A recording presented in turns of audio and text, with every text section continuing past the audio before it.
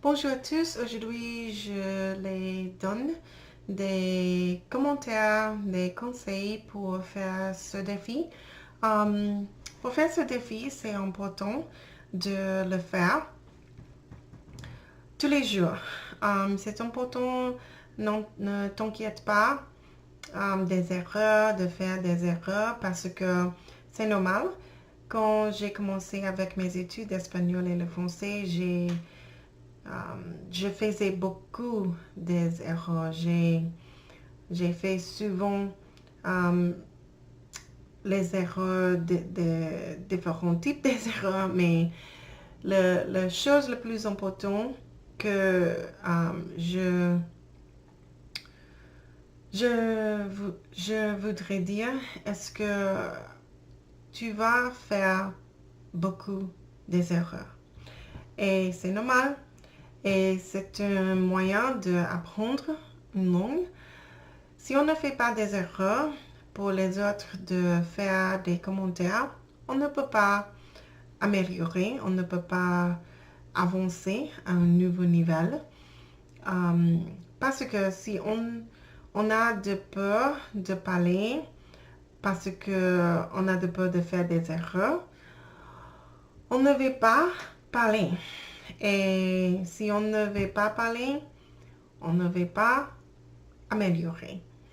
C'est très simple. Mon conseil est seulement faire les enregistrements sans le peur de faire des erreurs.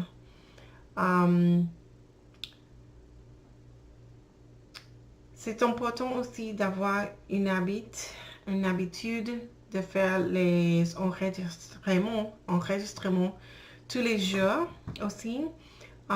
Si on ne fait pas les enregistrements tous les jours, on perd un peu chaque jour, mais avec la motivation de faire les enregistrements tous les jours, ça va être plus simple, ça va être plus à l'aise pour toi. Ça va être mieux et plus facile de faire les enregistrements aussi. Ce n'est pas très facile au début. Ça peut être un peu stressant au début, mais après quelques jours et après un mois, et chaque prochaine fois que tu fais un enregistrement, c'est plus simple, c'est plus facile.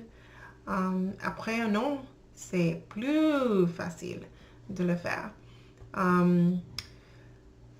Alors, mon conseil le plus important, c'est seulement faire les enregistrements, faire des erreurs et ne t'inquiète pas de quelque chose, n'importe quoi, seulement faire les enregistrements et c'est tout.